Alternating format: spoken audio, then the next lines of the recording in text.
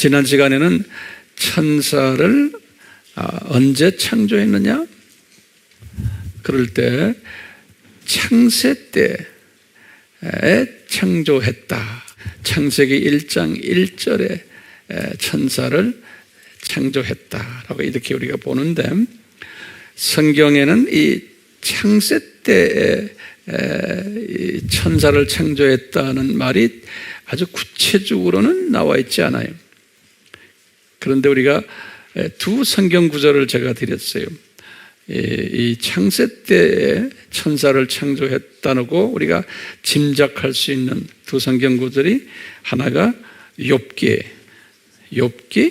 38장, 정확하게 하면 4절에서 7절까지인데, 그런데 1절부터 이렇게 보시면은, 지난 시간에 내가 말씀 안 드렸지만 1절에는 예수님이 욥한테 이야기하는 거예요. 욥한테, 욥아, 네가 땅에 기초를 넣을 때 어디 있었느냐? 이렇게 말하는 거예요. 땅에 기초를 넣었을 때, 여기 창세기 1장 1절에 그때 네가 어디 있었느냐? 근데 욥은 그때 없었죠. 그리고 네가 즐거워했다 그랬어요. 그러니까 그게 욥을 두고 이야기하는 게 아니고 욥한테 말하지만 욥 옆에 서 있는 사탄에게 이야기하는 거예요. 욥을 공격했던 사탄에게 이런 말씀을 하죠. 네가 그때 어디 있었느냐고, 이 말씀 가지고 우리가 짐작하는 거예요. 이 천사를 그때 창세기 1장 1절 때 지으셨구나. 우리가 이렇게 짐작을 하는 거예요. 두 번째 성경 구절은 창세기 1장 2절이라고 그랬어요. 창세기 1장 2절은 이미 천사가 타락해가지고 어두운 상태를 성경에 기록해놨어요. 그러니까 분명히 타락 전에 천사가 있었음을 알 수가 있어요. 그래서 창세기 1장 2절만 봐도 타락했으니까 그 전에, 그 전이 1장 1절밖에 안 돼. 그때 분명히 천사를 만들었구나. 이렇게 우리가 짐작을 하는 거예요. 자, 그리고요, 또 우리 질문이 지난 시간에도 있었지만 오늘도 다시 질문해 보면, 천사를 이제 창세기 1장 1절 때에 창조했다면 다른 피조물들은, 거기 보면 이제 둘째 날, 셋째 날 쭉 해서 여섯째 날까지 많은 피조물들이 창조가 되는데, 다른 피조물들을 창조하기 전에 천사를 만든 거예요. 천사를 제일 먼저 만들었어요. 피조물 중에서 제일 먼저 만든 게 천사예요. 그럼 왜 제일 처음에 만들었을까? 그러면 우리가 짐작을 하는 거예요. 이제 이 천사는 하나님이 만들어 놓으실, 앞으로 만들어 놓으실 이 피조물들을 도와주는, 도우미 역할을 할 그런 존재인데, 돕는 자들인데, 하나님의 지으신 피조물들을 돕는 자 역할을 하는데 준비 기간이었던 것 같아요. 돕는 자의 일을 하기 위한 준비 기간이었던 것, 그런 생각이 들어요. 그래서 나중에 이제 돕는 자 역할을 하는 모습을 우리가 쭉 지난 시간에 공부했어요. 그런데요, 이 돕는 자들, 천사들 중에서 두 종류의 이 천사들이 있는 것도 우리가 공부했어요. 이 두 종류의 천사들, 다시 말하면 돕는 천사들인데 두 종류의 천사들이 있는 거예요. 그래서 한 종류는 뭐냐면 좋은 천사들이에요. 그래서 이것을 우리 한국말로 순기능하는 천사들이다. 좋은 일을 하는 천사들이, 이런 좋은 일을 하면서 우리를 도와주는 천사들이 있고, 두 번째 천사는 나쁜 일을 하면서 역기능이 나쁜 일을 하면서 우리를 도와주는 천사들이 있었다라고 우리 공부했어요. 그래서 제가 이것을 그냥 신학적인 용어로 제가 만든 단어인데요. 순역기능 도우미 천사신학 이렇게 한번 만들어봤어요. 순역기능 도우미 천사신학이. 자, 그러면 우리가 오늘 공부할 것은 이 순기능, 좋은 일을 하는 천사들에 대해서 공부를 좀 간단하게 해보려고 그래요. 좋은 도우미들. 예. 자, 이 좋은 도우미들이 우리 인간들이 필요했어요. 우리 인간들이 좋은 도우미 천사들이 필요하신 것을 하나님이 아셨어요. 왜냐하면 인간 창조하는 데 목적이 있었기 때문에 그래요. 하나님이 인간을 창조하실 때 목적이 있었어요. 그 목적이 뭐겠어요? 목적이요. 뭐냐면 인간이 하나님의 창조 목적 파트너의 사명을 가진 존재들인 거예요. 그러니까 하나님의 창조 목적에서 이 파트너 역할을 하는 존재들인 거예요. 인간은. 창세기 1장 26절과 28절에 이렇게 딱 써놨어요. 인간이 이제 하나님의 파트너예요. 예. 그래서 특별한 파트너들인데 어떤 파트너들인가 하면 피조물들이 이제 앞으로 창조할 피조물들이 하나님의 창조 목적대로 살도록 가르쳐주는 일이에요.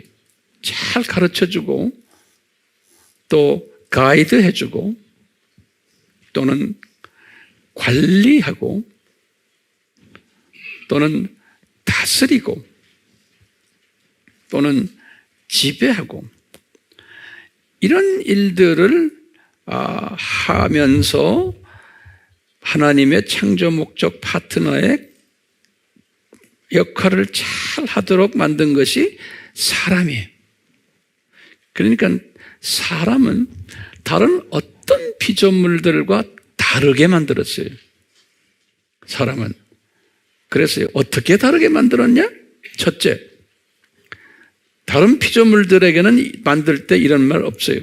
사람에게만 이런 말을 적용했어요. 첫째가 뭐냐면 하나님의 형상과 모양을 담게 만들었어요. 하나님의 형상과 모양을 담게 만들었어요. 1장 26절에.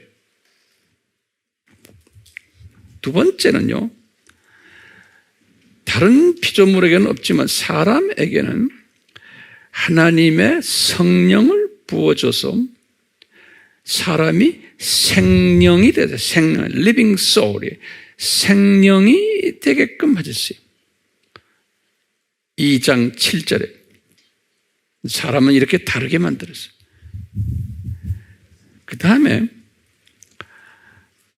세 번째로는 이렇게 만드시곤 하나님이 아주 좋았다라고 말씀하셨어요. 기분이 아주 좋으셨어요. 기대가 있기 때문에. 하나님이 기대가 있기 때문에 다른 피조물들은 그저 좋았다 그랬는데 사람에게는 아주 좋았다 그랬어요. 그러니까 하나님의 기대가 있기 때문에 1장 31절에 그래요. 1장 31절에. 그 다음엔 하나님이 무엇을 또 하셨냐면 사람에게는 복을 내리셨다 그랬어요. 1장 28절에. 다른 피조물들에게는 복을 내리셨다는 말씀 안 하셨어요. 사람에게는 복을 내리셨다 그랬어요. 그러면 우리가 어떤 복이 세 복, 육의 복, 혼의 복, 영의 복이 영원히 사는 육이 되고 병 걸리지 않는 육이 되고 죽지 않는 육이, 그런 육의 복.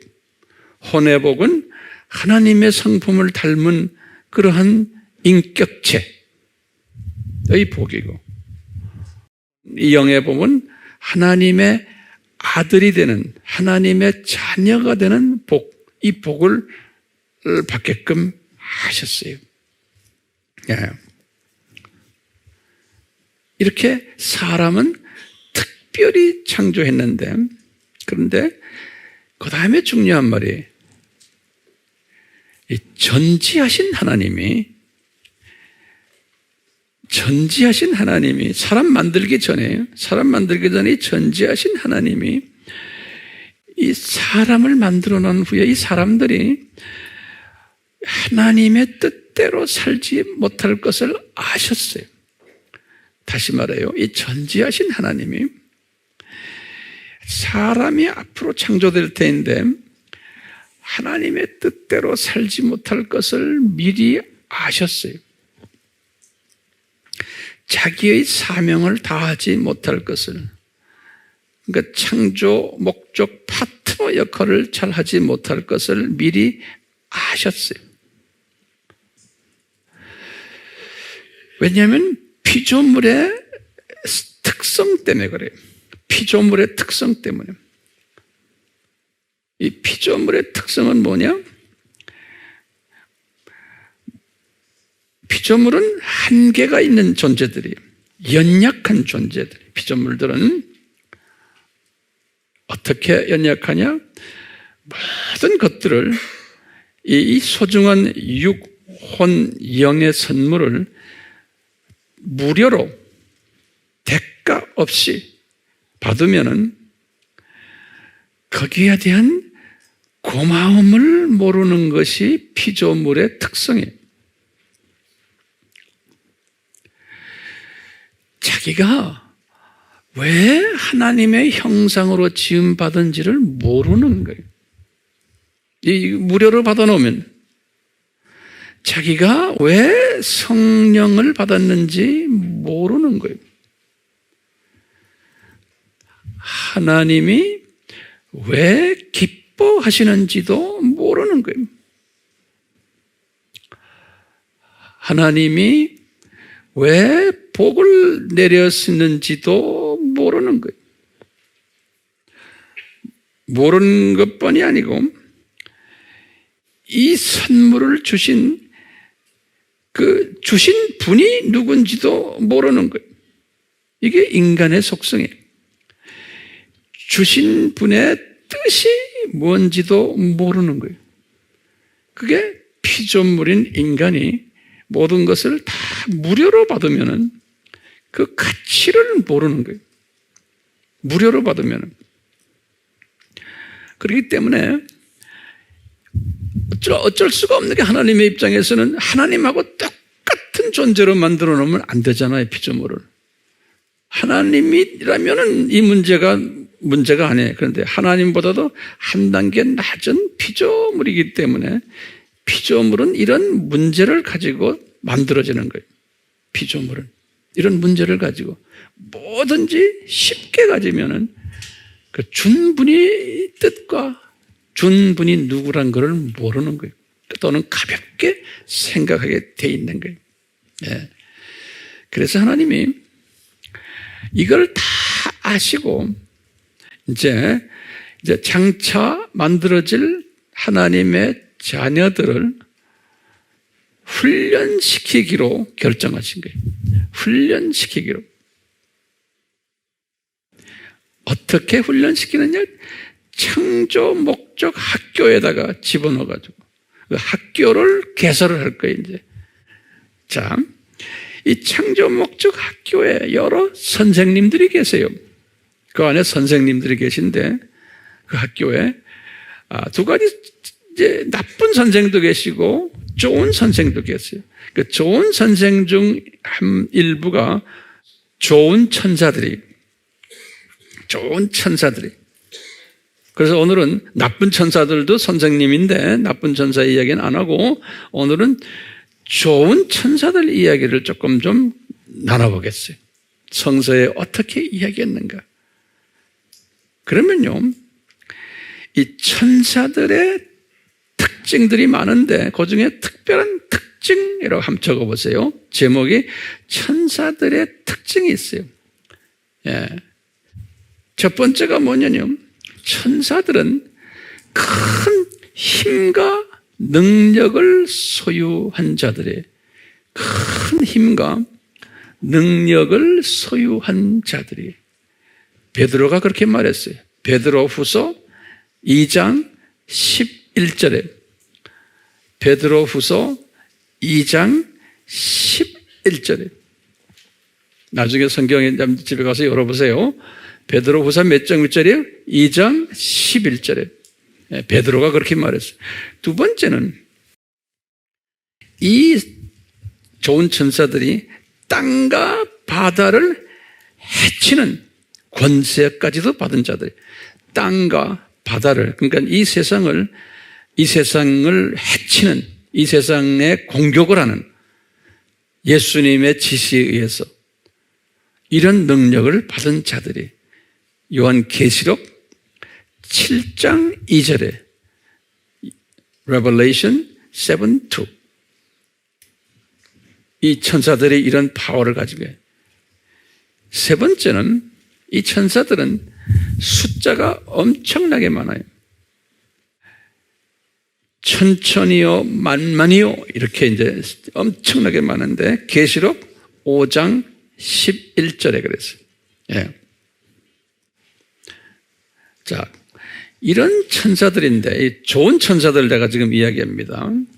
이 좋은 천사들인데, 이 좋은 천사들이 하나님의 자녀들인 우리에게 여러 방면으로 우리를 도와주고 있어요.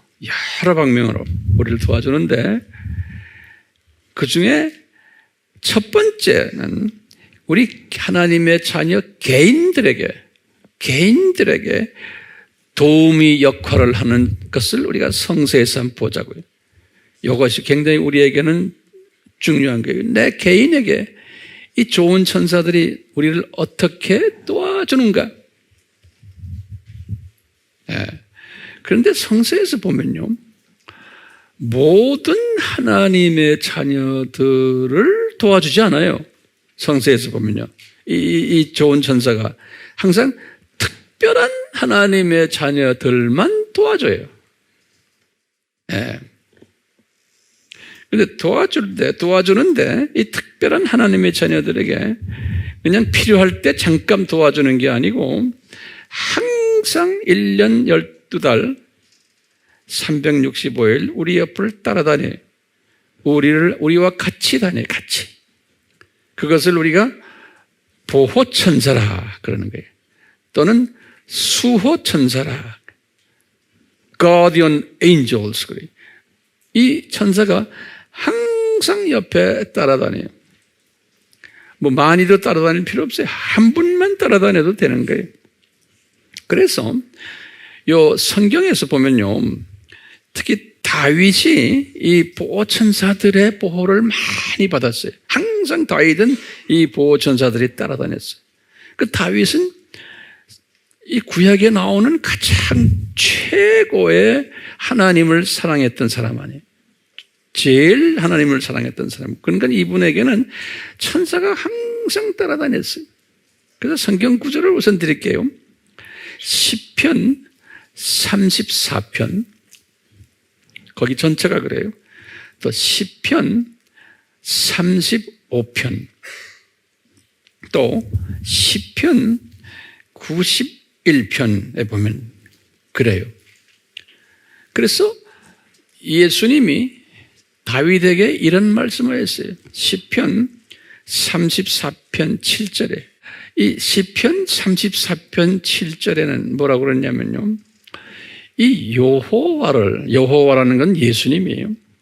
예수님을 경외하는 자에게는 항상 수호천사가 옆에 따라다닌다는 거예요.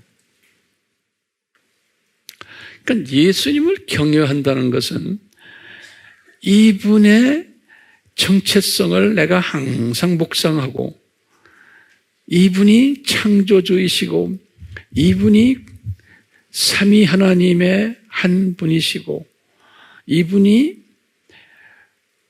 구원자 되시고 이분이 100% 하나님이시고 100% 인간이 되셨고 하는 이 예수님을 항상 우리가 묵상하면서 이분의 그 위대함을 항상 인정하고 이분을 전하는 사람들이, 혼자만 끼고 있지 말고 굉장히 중요한 개념입니다. 이분의 정체성을 전하는 사람들이. 그러니까 우리 아미 식구들이요, 머리로만 깨닫고 있으면 이분이 누구라는 걸 우리가 전해야 돼요. 이런 전하는 사람들은 수호 천사가 옆에 항상 붙어 있다는 거예요. 1년 내내 평생 따라다닌다는 거예요. 아버지가 이 수호 천사가 있으면 그 와이프, 처남 또는 자손들까지도 수호 천사들을 하나님이 다 이렇게 주시는 걸로 저는 믿고 있어요. 네. 제가 그걸 많이 경험했어요. 이 시편 91편을 쭉 보면요, 이 91편은 우리 잘 아는, 우리 기독교인들이 가장 사랑하는 시편 중에 하나예요.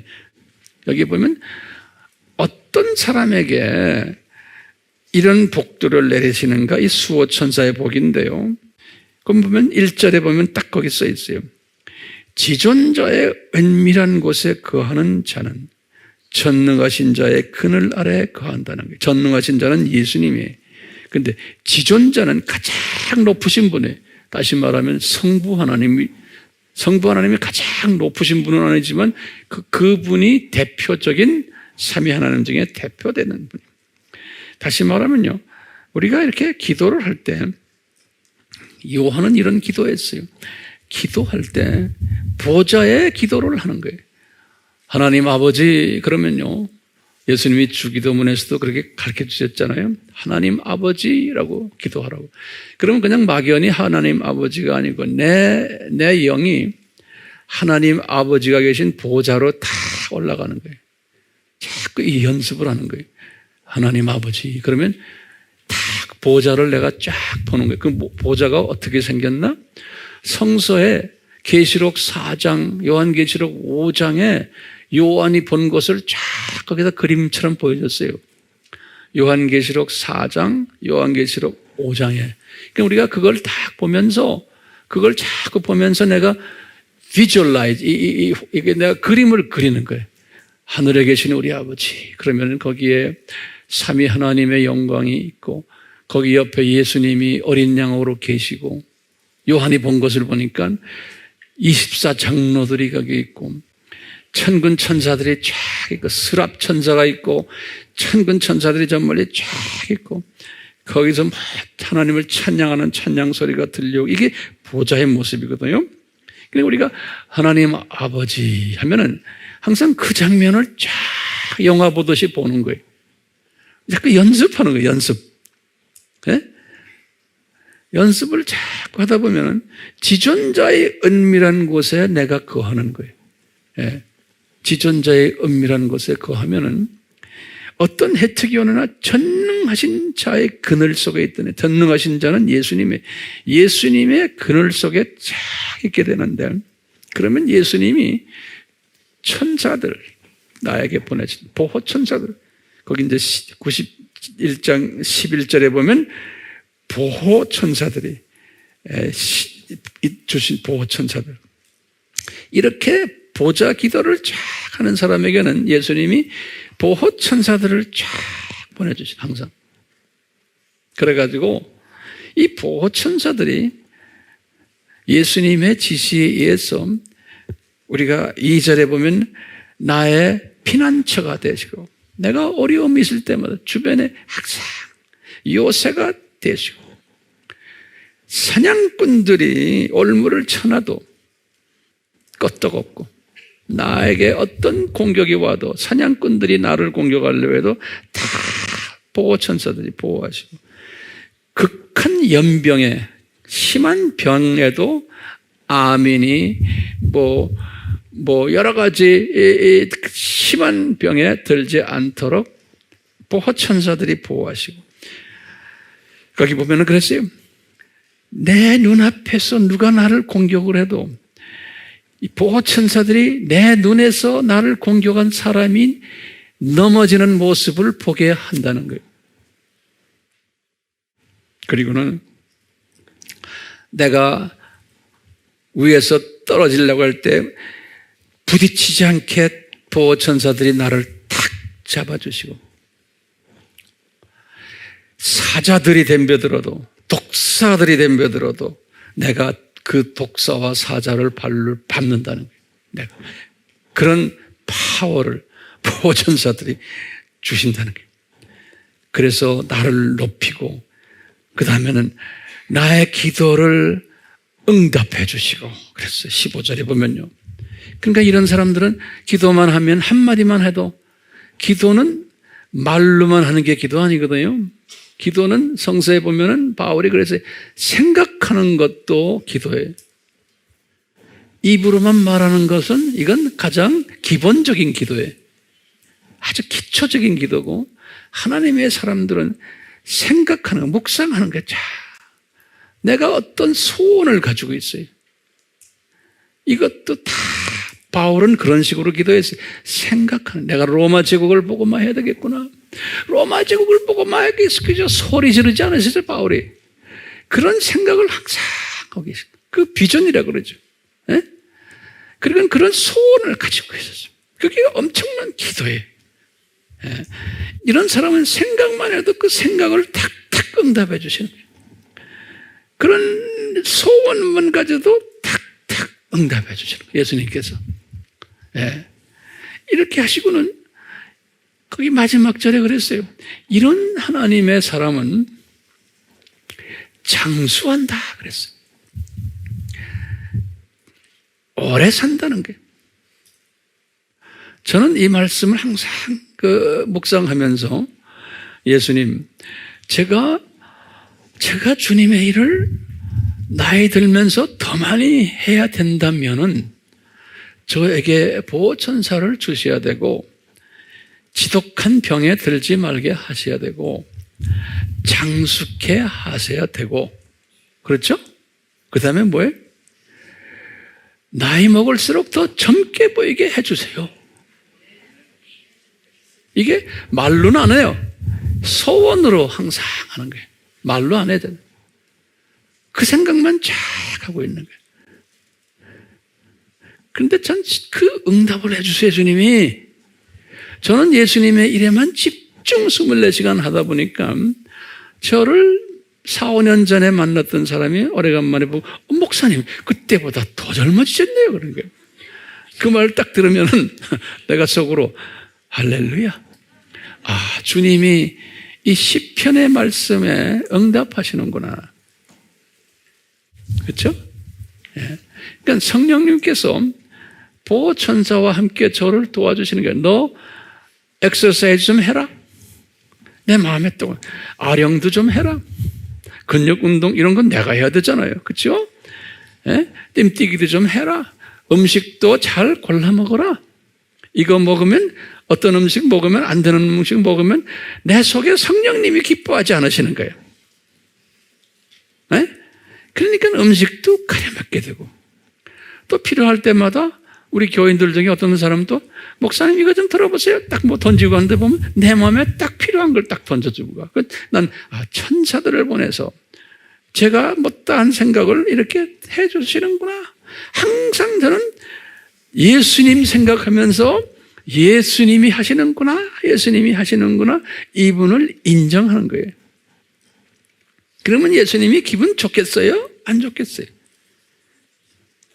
우리 잘 아는 우리 잠언 3장 5절 6절 항상 저는 묵상해요. 잠언 3장 5절 6절, 예수님을 의지하고, 그렇죠? 내 마음을 다해서 예수님을 의지하라는 말은 한국말로 이렇게 됐지만 실은 trust in the Lord with all your heart. trust라는 것은 그분을 의지하라는, 다시 말하면 그분을 기대라고, 그분을 인정하라는 소리예요. Trust in the Lord. 예수님을 의지하고. 저 첫째 조건이.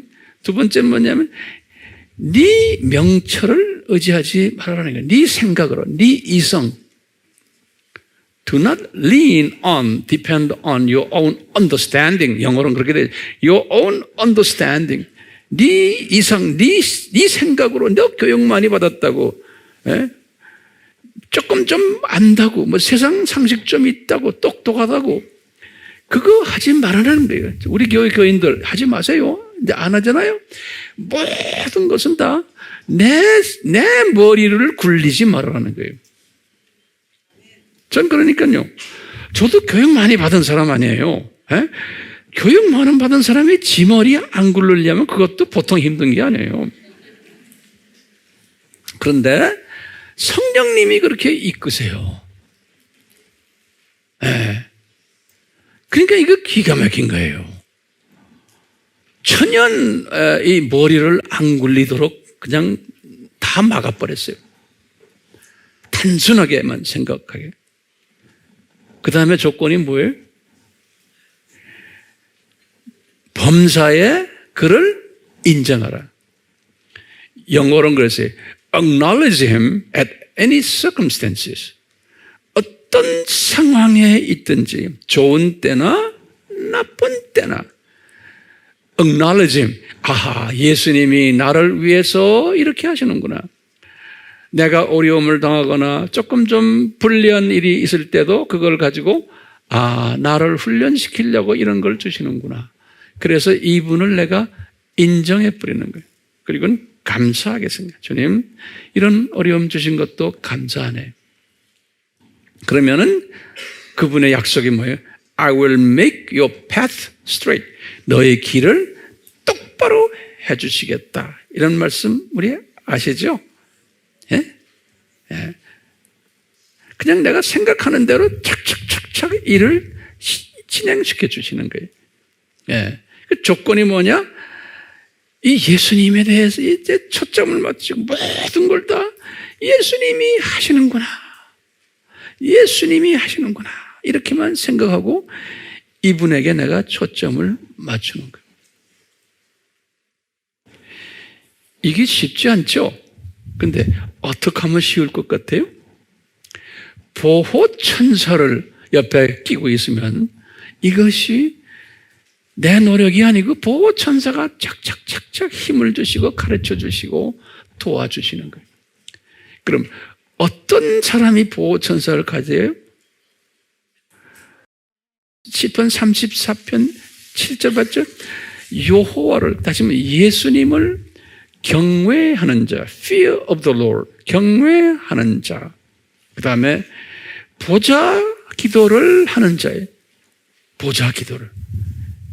내가 항상 나의 영을 올려놓고. 다윗이 이렇게 했다고 지금 우리에게 가르쳐 주시는 거예요. 그 우리가 다 다윗 같은 이런 영성을 가진 자가 돼야겠죠? 왜냐하면요, 다윗은 사역자이기 때문에 이런 영성을 가지지 않으면 주님의 일을 할 수가 없어요. 그러니까 우리는 보호천사가 절대적으로 필요한 거예요. 보호천사가 있으면 절대로 내 영광을 위해서 하려고 하지를 못해요. 그렇게 하려고 그러면 보호천사가 나를 딱 꼬집어요. 내 마음을 괴롭혀요. 그래서 그게 안 돼요. 우리 성서에서 계속해서요, 다윗 외에 보호천사를 받았던 분들 제가 쭉 리스트를 쭉 드릴게요. 다윗 말고, 오케이? 예. 그 다음에 이제 계속해서 이제 적으세요. 다윗은 넘버원에 두 번째, 우리 잘 아는 분들이 우리 다니엘서 3장 28절이 다니엘서 3장 28절에 사드락과 메삭과 아벤느고예요. 사드락과 메삭과 아벤느고예요. 이 사람들에겐 불구덩이에 있었는데 거기에 보호천사들이 쫙 이 사람들에게 있었어요. 이 사람들은 왜요? 그 어려운 가운데서도, 죽음 가운데서도 예수님 야훼만 인정했던 사람들이. 그러니까 보호천사를 주셨어요. 크리스찬이라고 해서 다 아니에요. 그 다음에 우리 다니엘을 봐요.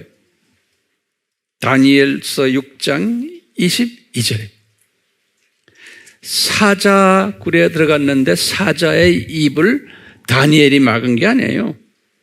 누가 막아줬어요? 보호천사가. 다니엘을 따라다니던 보호천사가 아주 강하다고 그랬잖아요. 보호천사가요. 그냥 막아버렸죠. 우리 예수님을 봐요. 마태복음 4장 11절에 예수님이 40일 금식하시고 3번 유혹을 받으신 후에 딱 승리하시고는 천사들이 예수님을 수종들더라 그랬어요. 천사들이. 그러니까 예수님도 항상 보호천사들이 따라다니셨어요. 마태복음 4장 11절에 보면요.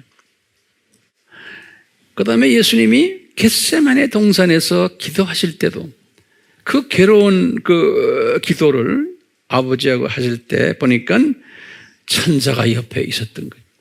그 천사가 예수님에게 힘을 주었더라 그랬어요. 누가복음 22장 43절. 우리 유명한 엘리야를 봐도 마찬가지. 엘리야가 이 외롭게 저 로뎀나무 밑에서 지금 아주 괴로운 심정으로 있을 때 그 옆에 보호 천사가 있어서 그 물과 빵을 줬어요. 열왕기상 19장 5절에 열왕기상 19장 5절에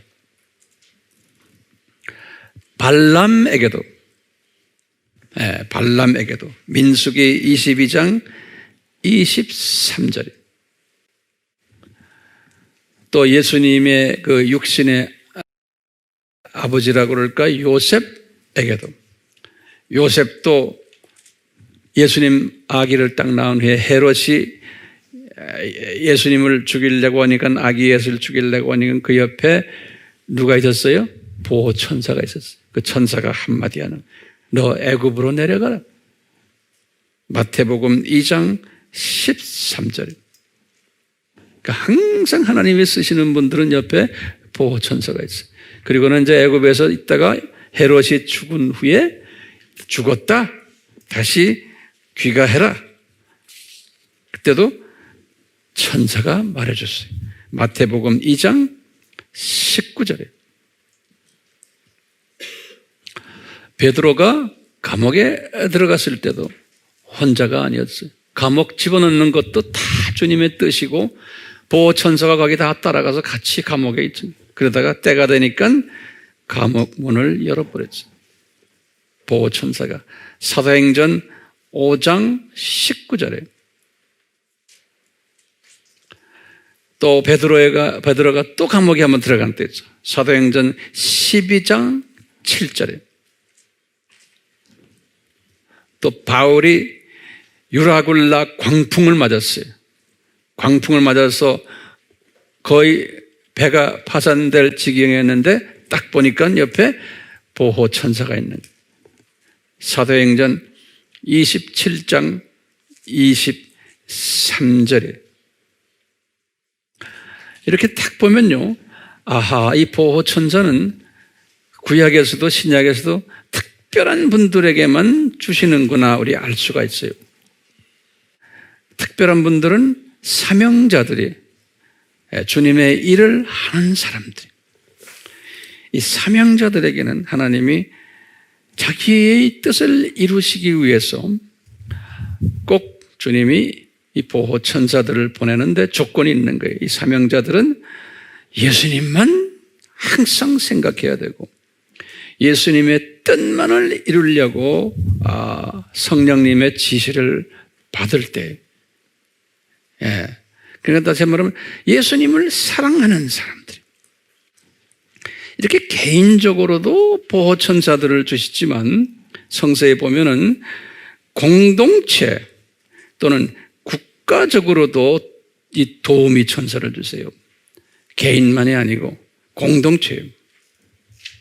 그 몇 가지 제가 성서의 예를 들어 드릴게요.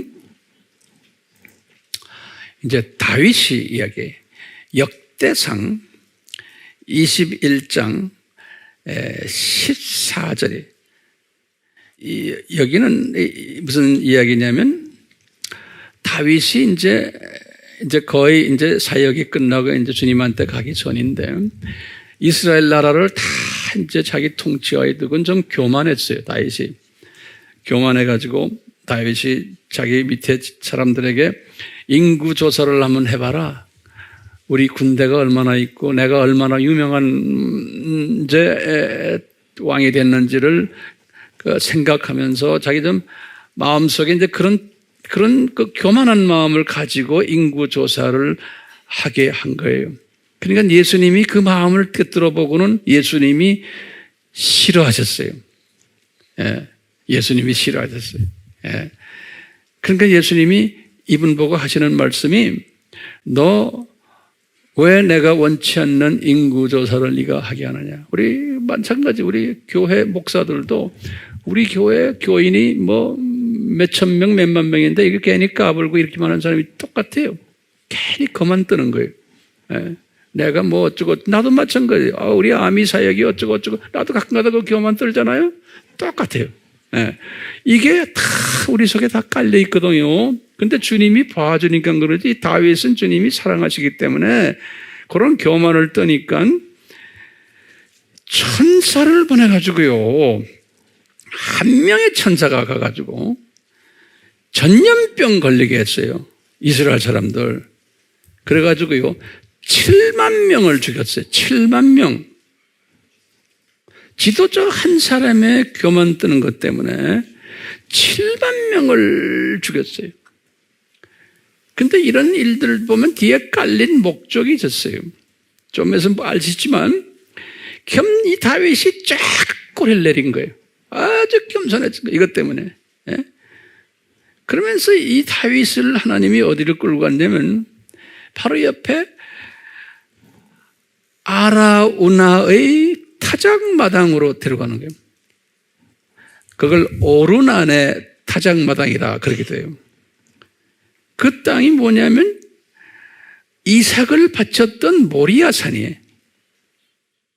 예루살렘에 이삭을 바쳤던 모리아산 그것을 이스라엘 사람들이 이 오르난에게 아리우나에게 팔아버려서 그 사람이 지금 소유하면서 거기서 타작마당을 하는데 다윗을 거기를 딱 데려가는 거예요. 가가지고 뭐라고 그러냐면 다윗아 이 땅을 네가 사라 그러는 거예요. 그래서 오르난도 다윗 이 사람은 유대인이 아니거든요.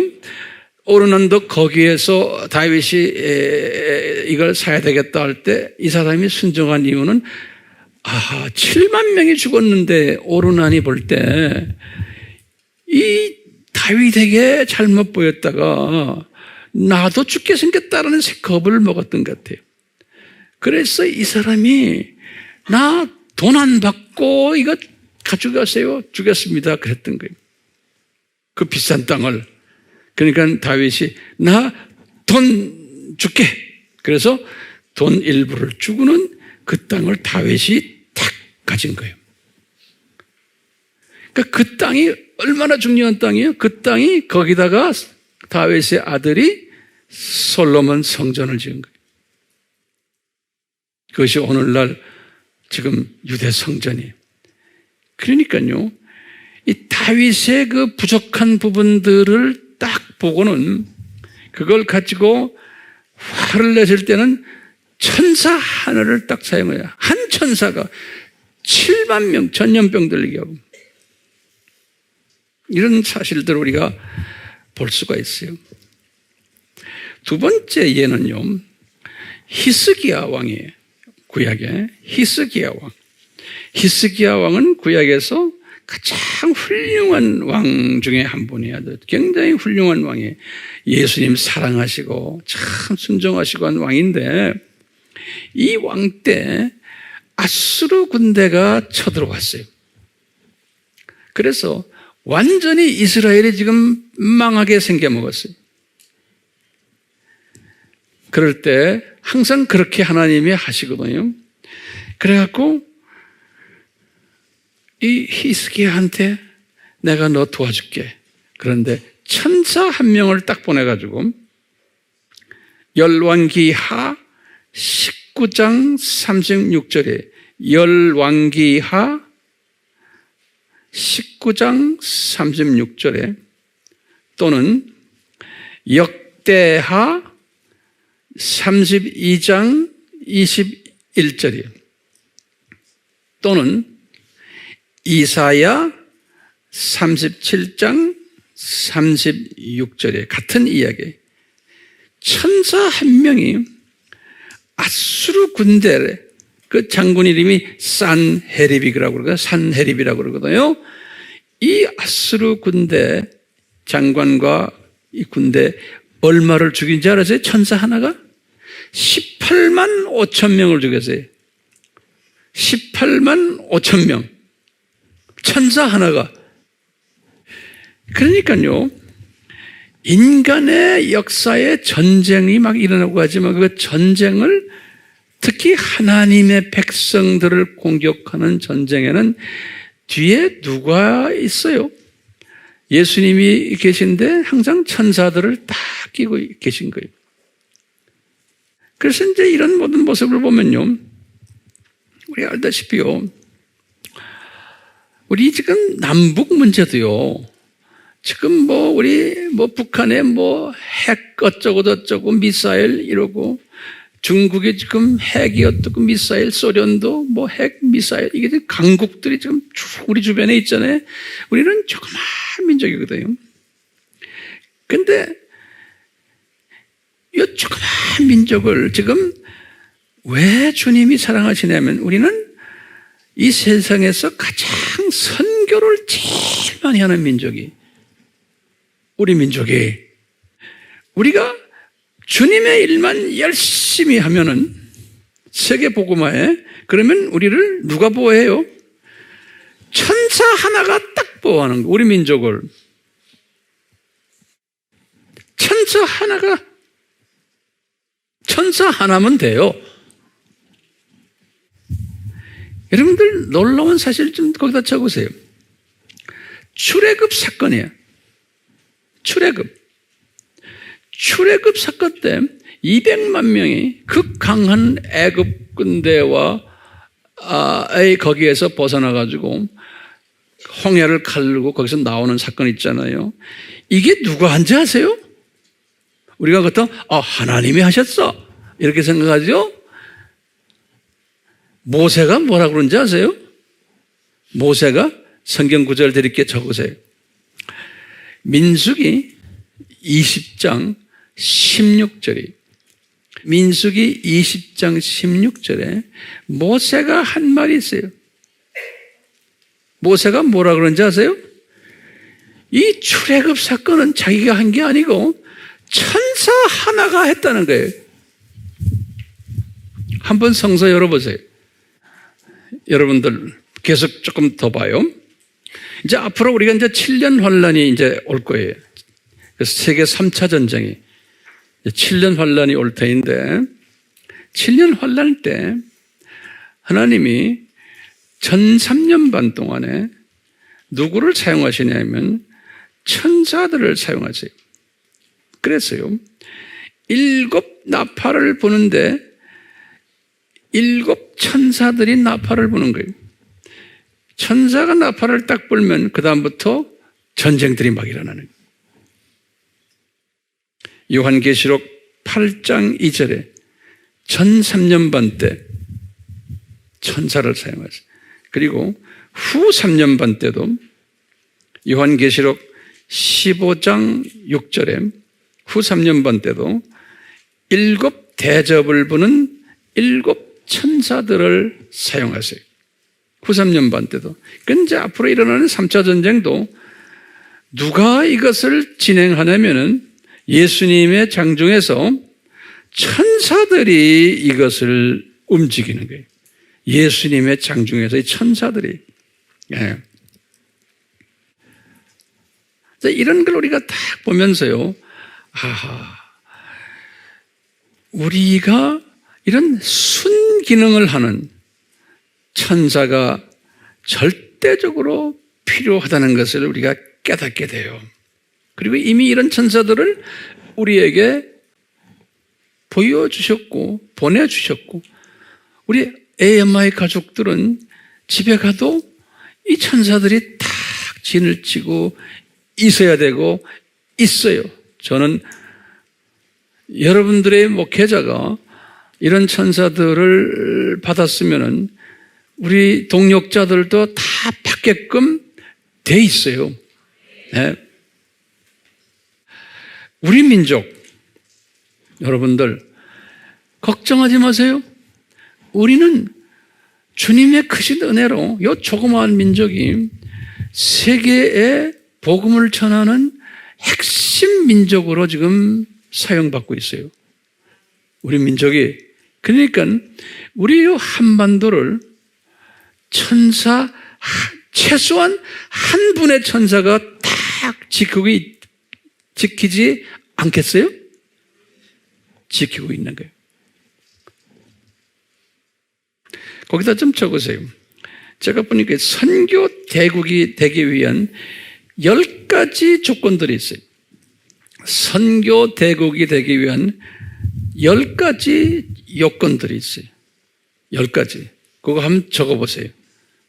첫 번째, 교회가 많아야 돼요. 이게 다 우리나라에 해당이 되나 안 되나 보세요. 두 번째는 교회만 많으면 안 돼. 교인들도 많아야 돼요. 크리스찬이. 세 번째는 신학이 복음주의 신학이어야 돼요. 예수님 중심 신학이. 신학이. 자유주의는 안 돼요. 그 다음에 네 번째로는 신학교가 많아야 돼요. 사관학교처럼 시간학교가 많아야 돼요. 그 다음에 다섯 번째는 선교 마인드의 교인과 교회와 신학교가 돼야 돼요. 선교 마인드, 선교 중심적인 교인과 교회와 신학교가 돼야 돼요. 이게 다섯 번째. 여섯 번째는 교인들이 11조를 내야 돼요. 11조. 우리나라는 그게 특색 중에 하나예요.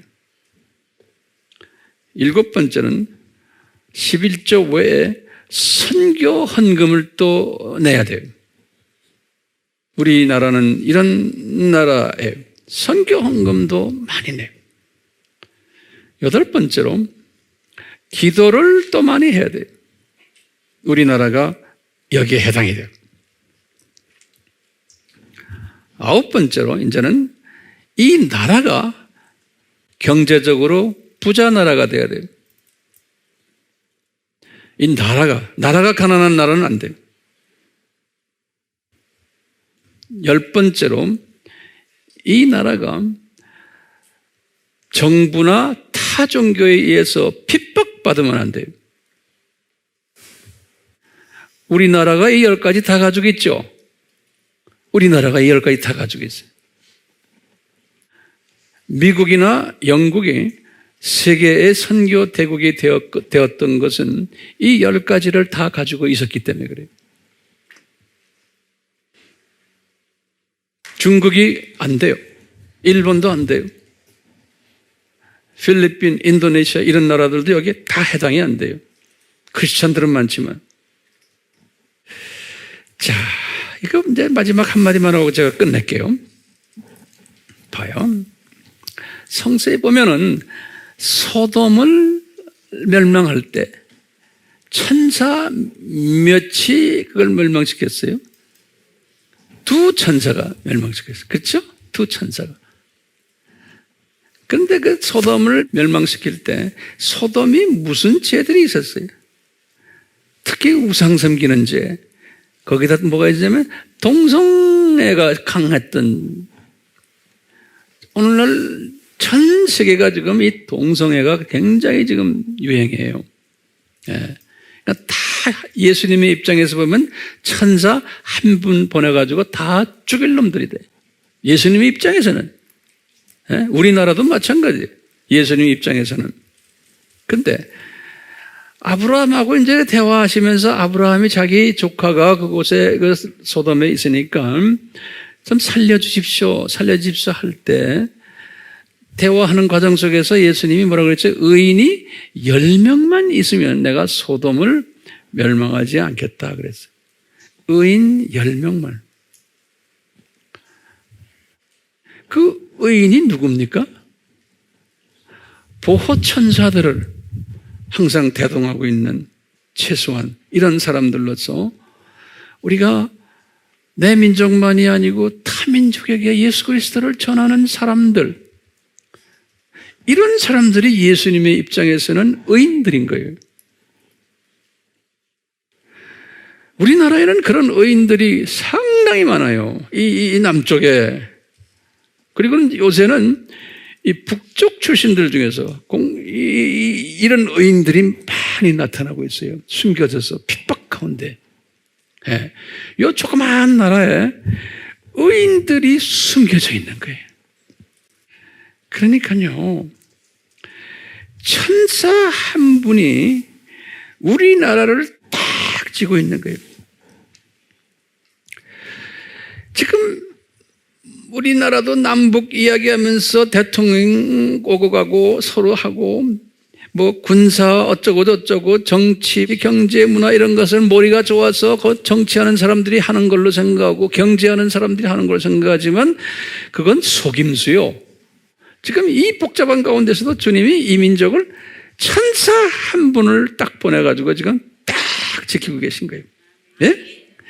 이런 민족이, 그러니까요, 이 천사의 도우미 역할은 이거 기똥찬 거예요. 우리가 이 기똥찬 천사의 도움을 받아야 돼요? 안 받아야 돼요? 받아야지. 아멘. 받읍시다. 네. 우리 같이 기도합시다. 예수님은 우리 예수님의 자녀들에게 우리 자녀들의 부족한 부분을 아시고 천사들을 미리 다 만드셔서 준비시키시고 이 천사들을 통해서 우리 하나님의 자녀들을 특히 주님을 사랑하려고 하는 사람들을 이렇게 도우미로 만들어주심에 감사합니다.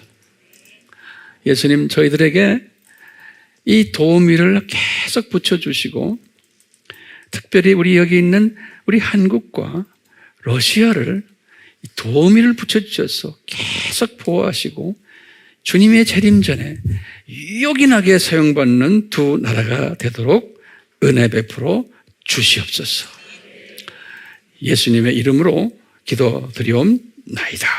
아멘.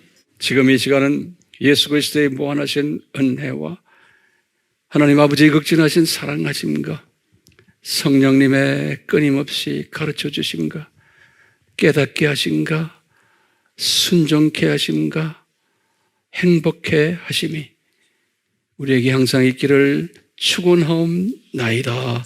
아멘.